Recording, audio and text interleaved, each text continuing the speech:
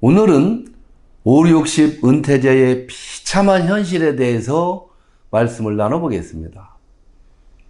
누구나 멋진 노후를 상상하고 기대하고 있습니다. 그런데 우리의 현실은 암울합니다. 대개 50대부터 60대 사이에 은퇴하고 있지요. 은퇴 후 수입은 급격하게 주는데 지출은 여전히 많은 것입니다. 아직 자녀 뒷바라지도 해야 하고 부모님 용돈도 드려야 하고 지인들 축복이금도 그대로 지출됩니다. 물론 70대가 넘으면 자녀 비용과 축복이금은 확실하게 줄어든다고 하는데 60대까지는 감당해야 합니다.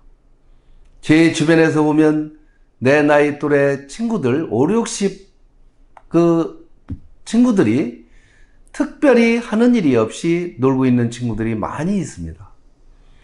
청년 일자리도 부족하지만 우리 노인 일자리도 절대로 부족한 것이 현실입니다. 아니 5, 60대는 노인이라고 할 수도 없고 70대 중반은 넘어가야 노인척에 들어가는데 직장이나 일터에서는 5, 60대만 돼도 은퇴하라고 아우성입니다. 그래서 50대 중반부터 60대 후반까지가 경제적으로 가장 쪼들립니다. 직장에서는 은퇴하여 수입은 줄어드는데 가정에서나 사회적으로 써야 할 돈은 그대로이기 때문이죠. 그래서 5, 60대를 어떻게 준비하고 살아가느냐에 따라서 노후의 행복과 불행이 결정된다고 볼 수 있습니다. 여러분, 그렇다면 5, 60대에 어떻게 살아가야 할까요? 첫째, 모든 체면과 허세를 버려야 합니다. 폼생 폼사로 자동차를 대형차를 타고 있다면 소형차로 바꿔야 합니다. 자동차만 소형차로 갈아타도 유류세와 보험료 등이 훨씬 절감되고 마음 자세가 달라지게 됩니다. 그리고 집이 31평 이상이라면 20평대로 줄여서 살아보는 것은 어떨까요? 혹시 아파트나 주택에 대출이 끼어 있다면 평수를 줄이면서 냉빛을 모두 청산하고 살면 훨씬 홀가분합니다.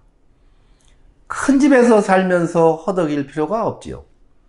둘째로 재취업을 하는 데 있어서 눈높이를 확 낮춰야 합니다.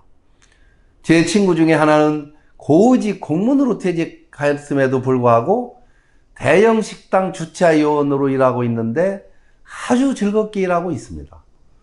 또 다른 친구는 자기가 고직 출신인데 어떻게 저런 일을 할 수 있느냐고 하면서 하루 종일 빈둥빈둥 거리고 있습니다. 둘 중에 누가 더 현명한 사람일까요? 젊어서 아무리 잘 나갔다고 해도 나이 먹으면 현실을 있는 그대로 받아들여야 오히려 지혜롭게 사는 방법입니다.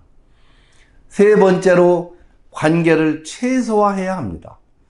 젊어서 다양한 사람들과 폭넓은 관계를 유지했다가 하더라도 나이 먹어서까지 유지할 필요가 없습니다. 지출만 늘어나기 때문입니다. 꼭 필요하지 않은 인간관계는 심플하게 과감하게 정리할 필요가 있습니다. 제 친구 중에 한 명은 은퇴 이후까지도 그 많은 사람들 관혼상제를 챙기느라고 아주 허덕이고 있습니다. 이것은 바람직하지 않은 것으로 보입니다. 넷째로 노후의 삶은 마음을 비우고 집의 크기나 물건들도 최소화해야 한다. 저는 그렇게 생각합니다. 100세 시대라고 해도 100세까지 사는 사람 많지 않습니다. 하늘에서 언제 부를지 아무도 모릅니다.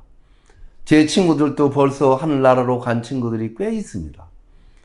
노년의 삶은 무거운 짐 내려놓고 깃털처럼 가볍게 살아가는 것이 좋습니다. 아무리 가진 것이 많아도 갈 때는 모두 내려놓고 가게 됩니다. 자기가 가진 것에 대하여 자랑할 것도 없고 부족하다고 위축될 것도 없습니다. 아무리 많이 가진 사람도 내려놓고 가야 하고 부족한 사람도 조금 불편할 뿐입니다. 부족하면 수행자처럼 살면 그것도 복이 됩니다. 다섯째로 내일 삶의 끝이라도 오늘 희망의 나무를 심고 기르자, 이렇게 말씀을 드리고 싶습니다. 꿈이 있어야 행복합니다. 철학자 칸트가 말한 행복의 조건 세 가지는 꿈과 할 일과 사랑이라고 했습니다. 나이 들어서도 이 세 가지를 가지고 산다면 훨씬 더 행복할 것입니다. 아무리 나이가 들어도 꿈을 가져야 합니다. 거창한 꿈이 아니라 자기에 맞는 조그만 꿈이라도 가지고 사는 것이 삶의 활력을 가질 수 있습니다. 제 친구들과 주변의 지인들을 보면 꿈을 가지고 사는 사람들이 있고 아무 꿈이 없이 헛송세월을 보내는 사람이 있습니다. 제 선배 중에 한 분은 75세의 화가의 꿈을 가지고 호랑이 그림과 꽃 그림을 그리고 있는데 2, 3년 만에 멋진 삶의 보람을 느낀다고 합니다. 하루의 시간도 잘 가고 잡념도 사라진다고 너무 좋다고 합니다. 또 한 친구는 60대 중반에 시인의 꿈을 가지고 열심히 시를 쓰고 있습니다.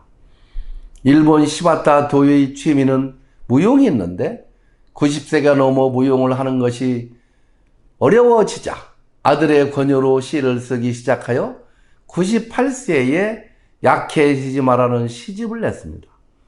약해지지 마는 150만 부 이상 팔렸다고 합니다. 그 시를 한번 소개해 보겠습니다. 약해지지 마. 있잖아. 불행하다고 한숨 짓지 마. 햇살과 산들 바람은 한쪽 편만 들지 않아. 꿈은 평등하게 올 수 있는 거야. 나도 괴로운 일이 많았지만 살아있어 좋았어. 너도 약해지지 마. 오늘 또 제가 쓴 시 한 편을 낭송하고 영상을 마칠까 합니다. 가을 사랑 황선만. 가을에는 가을 사랑을 하자.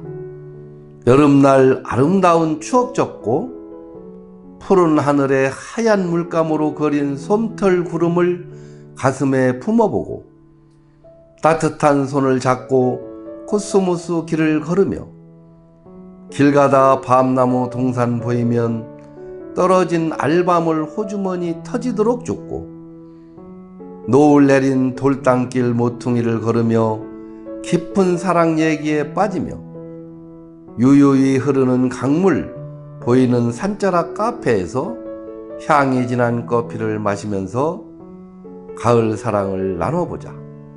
먼 여행이 아닌 가까운 곳이라도 나눌수록 새록새록한 그대와의 사랑을. 오늘도 진심으로 감사드립니다. 제 영상을 시청하시는 모든 분들과 댓글과 또 좋아요와 구독을 눌러주시는 모든 분들께 진심 어린 감사의 말씀을 올립니다. 감사합니다.